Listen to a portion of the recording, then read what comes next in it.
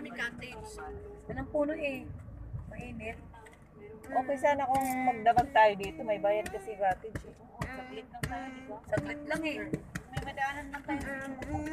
Dapat kahit 20 na kami sa akin, kahit sabi nito 300. Oo. Sayang, no? Ba't hindi sila nagpa-discount? Ito na lang Hindi. ano kung may kapihan ito. Kiman lang nagpa-discount. Ayun sila ate, ano, may 50. Ayaw mo nila, may biri sila tapos sa bawat ng bukati. Kaya nga, ilang oras lang naman. Hanggang 11 lang. Wala ko nga tao yung bahay niyo. Ano pag makakanda? Sayang din yung